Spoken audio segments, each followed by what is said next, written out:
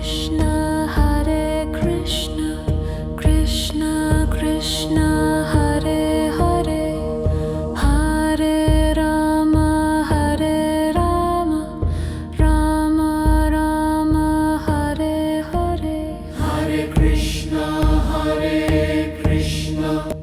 Today, many of us are also standing in our own battlefields.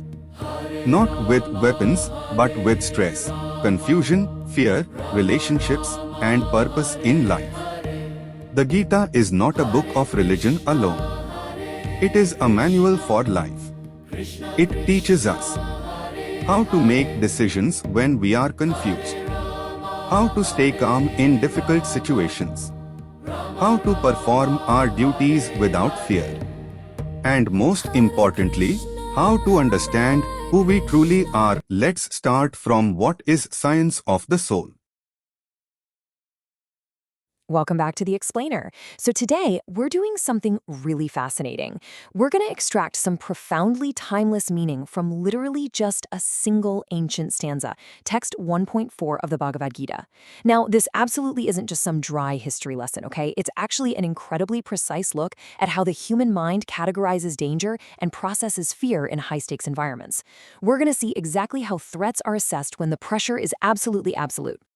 Okay, let's dive into this. The verse translates like this: Here in this army are many heroic bowmen, equal in fighting to Bhima and Arjuna, great fighters like Yuyudhana, Virata, and Drupada. Now I want you to just let the tension of that statement sink in for a second. Imagine it. We are standing right on the edge of a massive, cataclysmic war, and the speaker here is anxiously scanning the enemy lines. You know, this isn't just a casual list of names being read off, it's a frantic, real-time calculation for survival.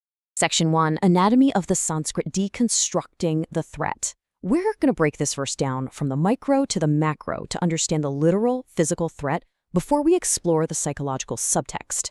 Now, what's really interesting about this breakdown is how the original ancient words build this highly methodical picture of danger. If you look at the word-for-word translation, we have shurach, meaning heroes, and samach, meaning equal.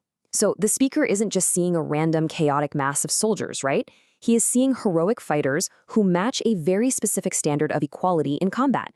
It's almost strictly analytical. He's taking the raw data of what is here, aktra, in the fight, yudi, and categorizing it immediately to figure out his actual chances.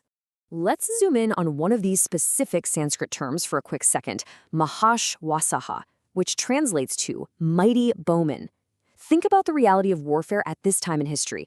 These guys, they are not just your average, expendable frontline infantry. No way. These are specialized, highly lethal ranged attackers. To put that into perspective in modern military terms, you'd probably think of them as elite snipers or heavy artillery.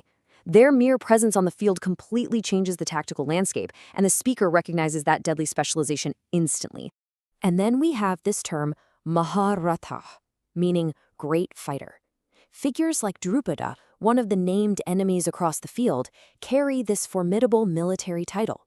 And listen, this wasn't just a polite compliment thrown around at a banquet. It was a devastating military rank. It really further elevates the sheer physical danger present in the stanza. The speaker is looking across those lines and seeing not just men, but the absolute heavyweights of war lining up against him. Moving on to the next part, the heroic bowman establishing the baseline.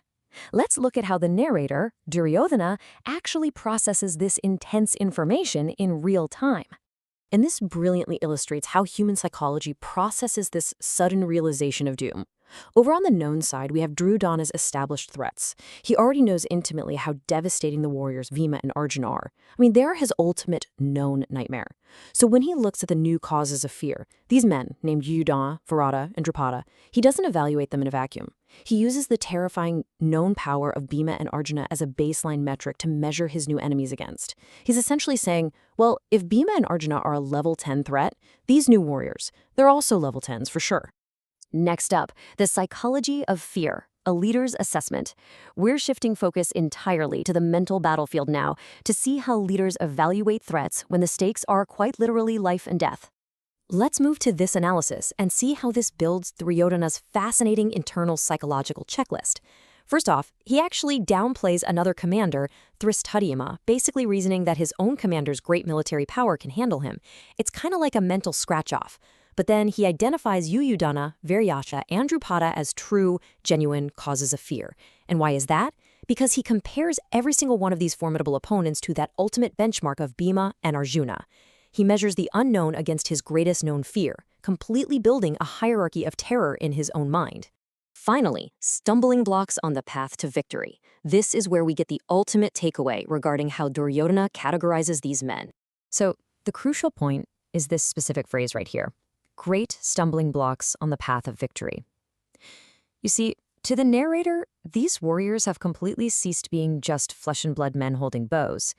In his mind, they've literally transformed into immense psychological barriers standing between him and his ultimate goal. Every single time he looks at them, he doesn't just see a soldier, he sees the destruction of his own victory. The physical threat on the battlefield has been fully, completely internalized as a psychological obstacle. Which leaves us with this deeply relevant question to ponder today. When you're facing your own stumbling blocks to victory, what known fears do you use as your baseline for measuring the threat? Because honestly, we all do exactly what Duryodhana did on that battlefield. We look at new challenges, new problems, new opponents, and we immediately measure them against the absolute hardest things we've ever faced before. Understanding this ancient anatomy of fear, it can completely change how we assess the obstacles in our own paths today and help us see when we're letting our known fears exaggerate our new ones.